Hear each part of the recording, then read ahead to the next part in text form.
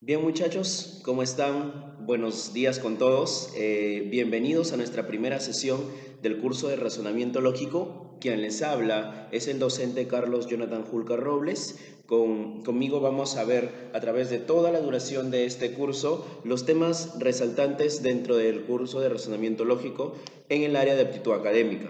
Bien, el primer tema, el tema que vamos a ver el día de hoy es introducción a la lógica. ¿Qué quiere decir? Que vamos a ver de manera general todo lo que vamos a estudiar a través del curso de razonamiento lógico. Vamos a hablar de las ciencias, de la clasificación de las ciencias, vamos a hablar de la división de la lógica, vamos a hablar de qué cosa es la lógica, vamos a hablar del pensamiento, del lenguaje, de algunas formas del pensamiento y obviamente al final vamos a desarrollar la práctica. Bien. Entonces, acompáñame con esta primera sesión. Bien, vamos a comenzar hablando acerca de una definición de la palabra lógica. ¿Qué significa lógica? Bien, mira, una definición de manera muy general es que la lógica es aquella ciencia que estudia el pensamiento.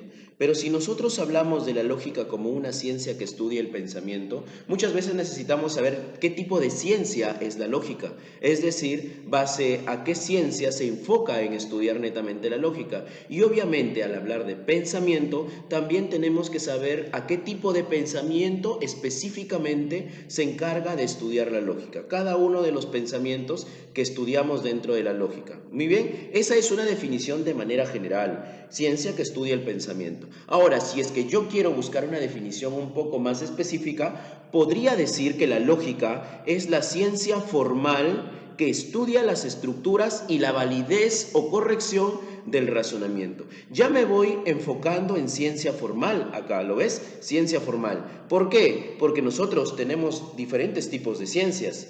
En ese caso necesitamos saber por qué la lógica es una ciencia formal. Y obviamente al final me dice razonamiento, ¿te das cuenta? Entonces también necesito saber de dónde viene el razonamiento. Esta definición es una definición un poco más específica acerca de lógica. Muy bien, entonces vamos a hablar en primer lugar del por qué la lógica es una ciencia formal, ¿correcto? Bien, sigamos. Bien, vamos a estudiar la clasificación de las ciencias que hace el filósofo argentino Mario Bunge. A nosotros en razonamiento lógico nos interesa básicamente la clasificación que hace este filósofo. Este filósofo clasifica las ciencias tomando en cuenta dos elementos importantes, tomando en cuenta el objeto de estudio y obviamente la realidad a la que estudia. Quiere decir que si hablamos de un objeto de estudio, obviamente hablamos de un objeto abstracto o concreto, y si hablamos de una realidad conceptual o una realidad material. Aquellas ciencias que su objeto de estudio es abstracto, obviamente son las ciencias formales. Las ciencias formales son abstractas, es decir, son conceptuales. En cambio, las ciencias fácticas o factuales, por el otro lado, son concretas, pertenecen a una realidad material. Si vamos a hablar del método que utilizan las ciencias formales, estamos hablando del método deductivo. ¿Qué cosa es el método deductivo? El método deductivo es aquel método que se parte de una premisa general hacia una conclusión particular. Quiere decir que si tú vas a utilizar el método deductivo, la verdad de la premisa es demostrable, está contenida totalmente dentro de la premisa. ¿Está bien? La verdad de la conclusión está contenida totalmente dentro de la premisa. Y si vamos a hablar de las ciencias fácticas,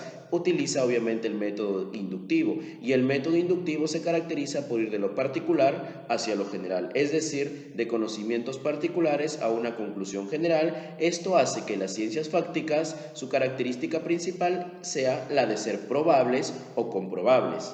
El uso, las ciencias formales usan exclusivamente la razón, quiere decir, utilizan reglas, utilizan leyes o utilizan postulados. En cambio, las ciencias fácticas predomina el método científico. Dentro del método científico, obviamente tenemos la observación, la experimentación y la medición.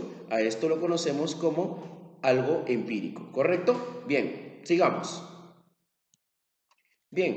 Bien, muchachos, ahora que ya hemos visto la clasificación de las ciencias en ciencias fácticas y ciencias formales, eso me sirve para saber que la lógica es una ciencia formal porque obviamente su objeto de estudio es abstracto y pertenecen a una realidad conceptual.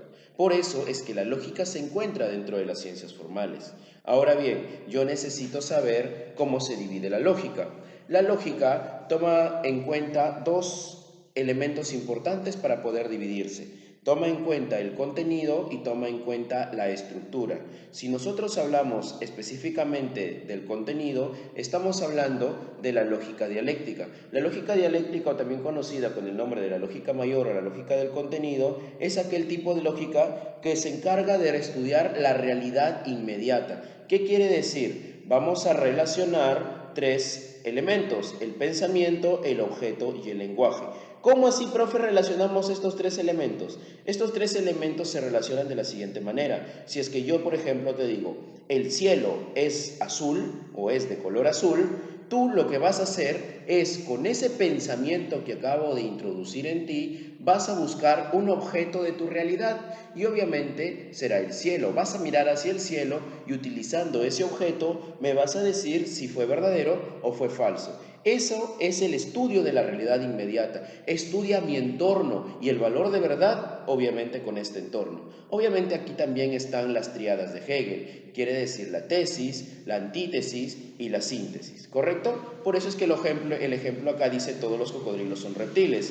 Yo utilizo un objeto de la realidad y obviamente el objeto de mi realidad serán los cocodrilos. Y veo si es que es verdadero o falso. ¿Te das cuenta? La lógica dialéctica estudia la realidad inmediata, lo que nos relaciona en nuestro medio. En cambio, la lógica formal, o conocida como la lógica menor, la lógica pura, lo que estudia es el pensamiento, pero teniendo en cuenta solamente su estructura.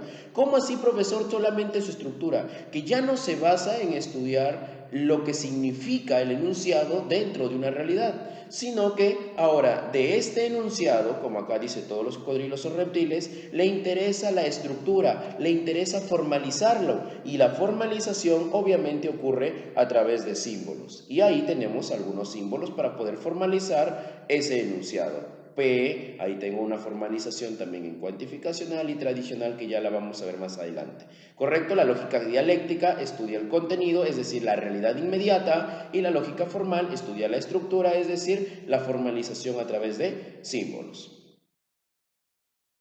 Bien, muchachos, como ya hemos visto que la lógica se divide en lógica dialéctica y lógica formal, ahora vamos a estudiar específicamente la lógica formal. A través del curso de razonamiento lógico, es decir, a través de todos los temas que vamos a tratar a partir de la siguiente sesión en adelante, es el estudio de la lógica formal. Toda la lógica que estudiamos está dentro de la lógica formal. Y mira lo que está sucediendo acá. Mira, dice que la lógica formal se divide en dos tipos. Se divide en la lógica proposicional y se divide en la lógica de predicados. A esta división de la lógica en la antigüedad se lo conocía, tenía un nombre, se lo llamaba división tripartita porque se colocaba un elemento más dentro de esta división, pero en la edad moderna solamente se está dividiendo en ellos dos. Obviamente la edad moderna es una edad en la cual se fundamenta la lógica en base a la matemática, y por eso es que preguntas de examen de admisión me hablaban de la división bipartita, y la división bipartita es una característica de la edad moderna. ¿Por qué se le llama división bipartita? Porque la lógica formal se divide en lógica proposicional y la lógica de predicados, ¿correcto? Bien, ahora, ¿qué estudia la lógica proposicional? La lógica proposicional es también conocida como la lógica de los enunciados, o la lógica estoica, o la lógica de las proposiciones no analizantes. La lógica proposicional lo que estudia es el valor de verdad de una proposición. Pero ojo, este valor de verdad de la proposición tiene que estar dado en el conector lógico que lo embarga. Dentro de estos van a haber conectores lógicos, y obviamente esos conectores lógicos van a tener que darme un valor de verdad. La división de la lógica proposicional es a través de la lógica clásica y la lógica no clásica. La lógica clásica, o también conocida con el nombre de lógica bivalente. Bivalente, profesor, bivalente. Dos, valente, valores, dos valores. La lógica clásica estudia los dos valores de verdad, en este caso el verdadero o el falso. Por ejemplo, Lima es la capital de Perú, para mí será una proposición verdadera. ¿Te das cuenta? En cambio, la lógica no clásica o también conocida como la lógica polivalente o lógica heterodoxa, poli, varios, valente, valores, varios valores de verdad. Quiere decir que la lógica no clásica ya no estudia solamente el verdadero o el falso, estudia más valores de verdad dados en un enunciado. Y la lógica no clásica se divide en la lógica trivalente, la lógica fusi, modal y la lógica deóntica. La lógica trivalente, ojo, bastante cuidado con esto, la lógica trivalente es bueno saber quién es el iniciador de la lógica trivalente. Ahí tenemos a Lukasiewicz. La lógica fusi, profe, la lógica fusi, Asquezade. La lógica modal, ahí tenemos a Craig. La lógica deóntica, ahí tenemos a John Van Gray. Déjame hablarte un poco de la lógica modal y la lógica deóntica. La lógica modal tiene un precursor en la Edad Antigua y este es Filón de Megara. En cambio, la lógica deóntica también tiene un precursor en la Edad Moderna y este es Leibniz. Obviamente, después, ya en la Edad Contemporánea, cada uno de estos autores logró fortalecer la lógica modal y la lógica deóntica, ¿correcto? Bien, y como continuamos hablando, estábamos diciendo que la lógica proposicional, específicamente la lógica no clásica, se dividía en la trivalente, fusi o difusa, modal y deóntica. En primer lugar, ¿qué cosa es la lógica trivalente? La lógica de los tres valores de verdad. Quiere decir que un enunciado se puede analizar con tres valores de verdad: el valor verdadero, el valor falso, el valor indeterminado. Obviamente el valor indeterminado, ¿cómo está enunciado? Mira, en esos ejemplos dice, hoy fui al cine, obviamente sería falso si es que no salí de mi casa, ¿verdad? Mañana iré al cine, acá estaría la indeterminación, porque todavía no ha pasado, todavía no es verdadero, todavía no es falso. Obviamente poniéndolo en un contexto diferente, ¿no? Un contexto en el cual no nos encontremos en cuarentena, pues obviamente. Hoy no fui al cine sería verdadero si es que realmente no salí de mi casa. Te das cuenta que acá hay tres posibilidades, tres valores de verdad, por eso es que se enfoca para el estudio de la lógica trivalente. La lógica fusi o lógica difusa, la lógica fusi o difusa estudia el porcentaje de probabilidad que existe entre un rango. Quiere decir la certeza que yo puedo encontrar dentro de los valores 0 y 1. Las proposiciones cuyos valores de verdad están entre ese rango. Quiere decir que estudia diferentes posibilidades, múltiples posibilidades. Por ejemplo, si yo digo el bus de Huanchaco vino casi lleno, yo haría la siguiente pregunta: ¿casi lleno? ¿Casi lleno en cuánto? No sería 1 porque no estuvo lleno, no sería 0 porque no estaba vacío. Entonces ahí hay lógica difusa. En el último examen saqué un puntaje alto. ¿Cuánto sería alto? Si hablamos de 0 a 400, ¿cuánto sería alto? No sabría decir, profe, no sé si es 30, 50 o 90 puntos. Entonces, quiere decir que la lógica fusi puede que estudie la exactitud, pero no netamente la exactitud, sino el porcentaje de aproximación hacia esa exactitud. Quiere decir que la lógica fusi diferencia a aproximación de exactitud. Le interesa la certeza, la probabilidad que existe en un enunciado. Bien, ahora seguimos con la lógica modal. La lógica modal es pregunta de examen sumativos de CEPUM. Por ejemplo, el examen sumativo del año 2021 ha sido pregunta de lógica modal. ¿Qué quiere decir la lógica modal? La lógica modal estudia la relación entre posibilidad e imposibilidad, pero no necesariamente quiere decir que nosotros vamos a hablar algo de posible, sino que simplemente vamos a encontrar términos que me indiquen esta posibilidad. Quiere decir, de manera breve, que la lógica modal busca a términos presentes dentro de un enunciado que tengan, obviamente, el valor de posibilidades, necesariedades o contingencias. Por ejemplo, si yo digo Matilde posiblemente será abogada, esa palabrita posiblemente ya es el término modal, lo que lo hace parte de la lógica modal. Ruth necesariamente será arquitecta, obviamente esa palabrita necesariamente ya lo hace modal y por ende estaría dentro de la lógica modal. La lógica modal estudia solamente los términos que representan a dicha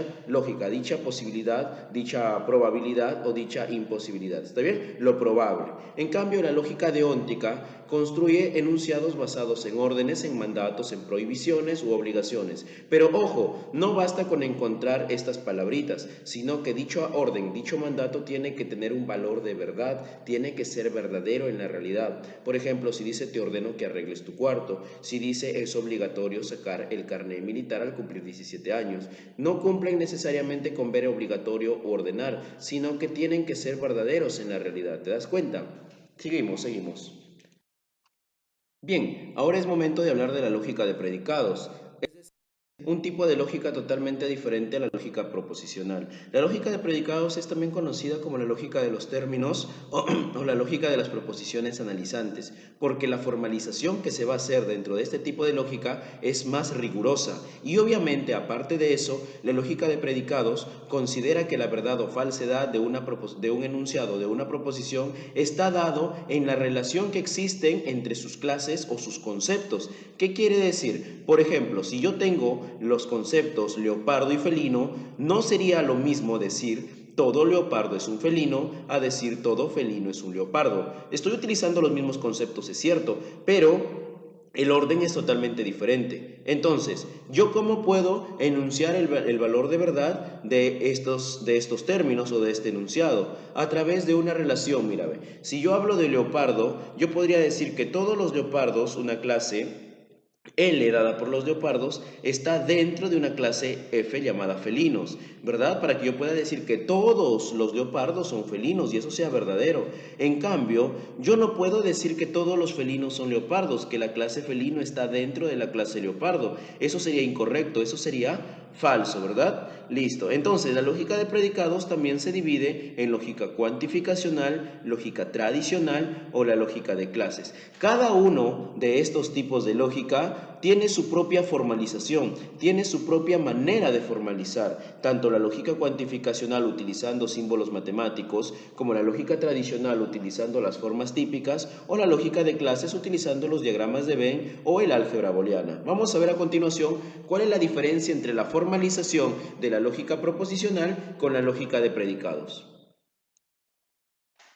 Bien, mira, para poder diferenciar la lógica proposicional de la lógica de predicados, vamos a utilizar el mismo enunciado. Todo leopardo es un felino. Cuando nosotros hablamos de ese enunciado, todo leopardo es un felino, la lógica proposicional se encarga de formalizarlo simplemente utilizándolo todo eso como un solo elemento, como un solo bloque. Por eso es que se le da o se le asigna la variable P. En cambio, si te das cuenta, dentro de la lógica de predicados, ya estamos analizando cada uno de los términos. ¿Por qué? Porque dice todo leopardo es un felino y dentro de ese enunciado nosotros tenemos términos presentes. Tenemos al coantor, tenemos un sujeto, tenemos un verbo y tenemos un predicado. Mira, tenemos 4 términos presentes dentro de la lógica de predicados y estos 4 términos son importantes al momento de formalizar. Es por eso que la lógica de predicados lleva el nombre de proposiciones analizantes, porque el enunciado se analiza para determinar dentro de él cada uno de los términos presentes. Y estos términos van a influenciar para formalizarlo dentro de la lógica cuantificacional, la cual es la que da el carácter de matemática a la lógica. Dentro de la lógica tradicional, la cual utiliza las formas típicas para formalizar. Dentro de la lógica clasial, la cual utiliza los diagramas de Venn, ahí lo tenemos relacionando dos clases, dos circulitos, o a través de la lectura usando el álgebra booleana, en ese caso S intersectado con negación de P igual al vacío. Cada uno de esos tipos de lógica tiene su propia formalización y esta formalización se debe gracias a los términos que nosotros vamos a analizar de ese enunciado. Entonces, si te das cuenta, la lógica de predicados utiliza una formalización más minuciosa y más detallada para cualquier tipo de enunciados, ¿correcto? Bien, con esto de acá se termina lo que vendríamos a hablar de la división de la lógica proposicional o lógica de predicados, ¿correcto? Para pasar ahora a otro tema.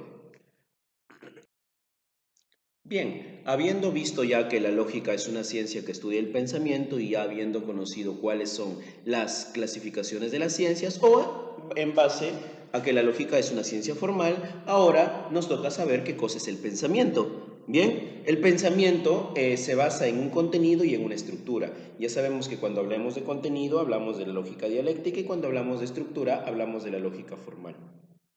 Pero antes de llegar a saber qué cosa es el pensamiento, debemos conocer cuáles son los procesos del pensar. Dentro del proceso del pensar, nosotros tenemos 5 elementos importantes. El primero es el sujeto cognoscente. El sujeto cognoscente cuya cualidad principal es que es la de ser un humano. Un ser humano es el único capaz de producir la actividad mental llamada pensar. Por eso es que mi sujeto cognoscente necesariamente es un ser humano, ¿correcto? O un objeto cognoscible. Un objeto cognoscible es aquel objeto referente a la realidad, ya sea concreto o abstracto. Tiene que existir en la realidad, pero obviamente tener una existencia concreta o una existencia abstracta. El pensar es un proceso generador de ideas. A mí la psicología me dice que el pensar es un proceso, subrayo esta palabrita, proceso generador de ideas. Y este proceso generador de ideas hace que el pensar pertenezca a una realidad psicológica. El pensamiento es el producto o resultado de ese proceso. Quiere decir que el producto o resultado del pensar es el pensamiento, por lo cual aquí nos encontramos dentro de la realidad conceptual. Tanto la realidad psicológica como la realidad conceptual forman parte de una realidad abstracta. El lenguaje es la manifestación o explicitación del pensamiento, es donde se materializa mi pensamiento. Por eso es que el lenguaje pertenece a una realidad material. Si yo tengo mis 5 elementos, obviamente tengo que saber cómo es que están estructurados estos elementos a través de un gráfico. En el siguiente gráfico vamos a poder darnos cuenta cómo es que se han estructurado estos 5 elementos del proceso del pensar.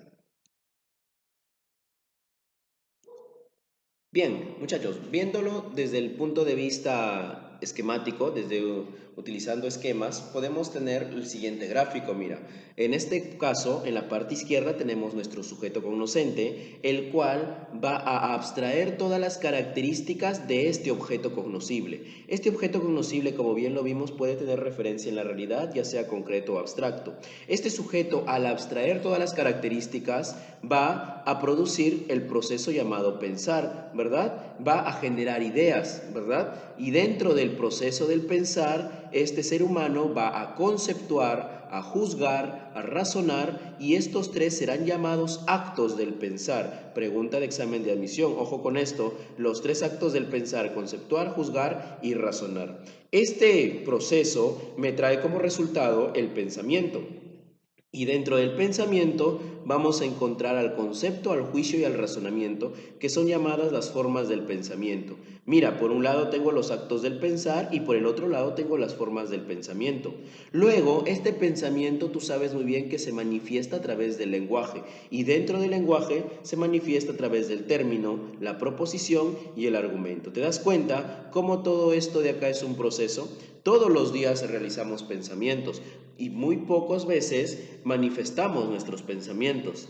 Por ejemplo, si yo un día camino por la calle, veo al frente a una chica, yo seré el sujeto y esa señorita será el objeto, ¿verdad? Voy a abstraer todas las características de ese objeto, voy a pensar y produciré un pensamiento. En este pensamiento el concepto originado será amor. El juicio formado será: qué lindo debe ser el amor.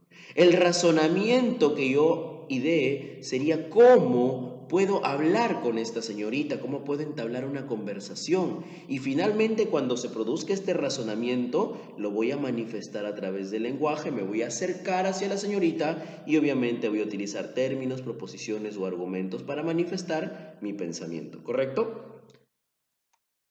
Bien, ahora vamos a hablar de cada uno de estos procesos. Por ejemplo, vamos a hablar del pensar, del pensamiento y el lenguaje, pero vamos a relacionarlo con cada uno de ellos. Por ejemplo, el pensar y sus actos, el aprender, enjuiciar y razonar; el pensamiento y sus formas, el concepto, juicio y razonamiento; y el lenguaje y sus manifestaciones, ¿correcto? Mira, si nosotros vamos a hablar del pensar, el pensar me trae como resultado al pensamiento. Mírame la flechita, mírame la flechita. El pensar me trae como resultado al pensamiento, y este pensamiento se manifiesta a través del lenguaje. ¿Lo ves? Acá, mira la flechita de arriba. El resultado del pensar es el pensamiento, y el pensamiento se manifiesta en el lenguaje. Y los que están debajo de cada uno de ellos cumplen la misma función de los de arriba. Quiere decir que el aprender me trae como resultado al concepto, que el concepto se manifiesta a través del término, que el enjuiciar me trae como resultado al juicio y que éste se manifiesta a través de la proposición, y que por último el razonar me trae como resultado al razonamiento o raciocinio y este se manifiesta a través del argumento. Hemos dicho que el pensar se encuentra dentro de una realidad psicológica, que el pensamiento dentro de una realidad conceptual y que ambos forman parte de la realidad abstracta, y también hemos dicho que el lenguaje es el único que pertenece a una realidad material. Entonces no te olvides cómo relacionar el pensar con sus actos, el pensamiento con sus formas y el lenguaje con sus manifestaciones. No te olvides de cómo relacionar cada uno de ellos. Bien, una vez visto el pensamiento y dentro de él también el pensar, muchachos, ahora vamos a hablar del lenguaje. Miren, la parte del lenguaje que vamos a hablar no es necesariamente a lo que se trata en comunicación, sino desde el punto de vista de la lógica. Dentro del punto de vista de la lógica, el lenguaje es una manifestación, es la manifestación del pensamiento, nada más. Eso es lo que debemos saber acerca del lenguaje. Es la manifestación del pensamiento. Y obviamente este lenguaje puede ser oral, puede ser escrito o puede ser mímico, ¿correcto? Entonces, si el lenguaje es la manifestación del pensamiento, necesito saber cuáles son los tipos de lenguaje. Y nosotros estudiamos solamente dos tipos de lenguaje, el lenguaje natural y el lenguaje artificial. ¿Cuáles son las características del lenguaje natural? Pues acá las tenemos, mira, ahí están, ¿lo puedes ver? Ambiguo, verbal, polisémico, con natural al hombre. ¿Qué quiere decir esto? Que el lenguaje natural se aprende en el seno de la comunidad, y al ser aprendido en el seno de la comunidad, obviamente tiene bastantes significados, por eso es que es polisémico, y también posee bastantes reglas gramaticales. Profesor, el lenguaje natural, al ser con natural al hombre, también quiere decir que si yo nací, por ejemplo, en el Perú, mi idioma es el español, y si yo nací en Estados Unidos, mi idioma es el inglés. Si es con natural al hombre, quiere decir que se aprende en el seno de la comunidad. Por eso es que el lenguaje natural, su forma es el idioma inglés, por ejemplo, el idioma español, el francés, el italiano. Eso es un tipo de lenguaje natural. En pocas palabras, el lenguaje natural es aquel tipo de lenguaje que todo el mundo me entiende, que todo el mundo me va a entender. Cuando yo converso con alguien me van a entender. Si es que yo me voy al mercado, si es que voy a comprar pan, si es que voy a la farmacia. No, bueno, si voy a la farmacia no. Ahí necesito algunos términos. Si es que yo voy al mercado, a mi casera, si es que o sea, cuando yo me comunico el lenguaje cotidiano que todo el mundo me entiende, ese es un lenguaje natural. Si yo puedo decir, subió el precio de las verduras. Cualquiera me va a entender, ¿verdad? Si yo digo, el día de ayer falleció mi tío, también cualquiera me va a entender. Si yo menciono, casera, véndame su culantro, mi caserita me va a dar su culantro, ¿sí o no? Obviamente, profe, porque me está entendiendo lo que yo le digo. Profe, y si digo, te hubiera abrazado fuerte la última vez que nos vimos, también te va a entender. Cualquier persona te entiende cuando tú te manifiestas a través de un lenguaje natural, muy diferente al lenguaje artificial que ahora lo vamos a ver.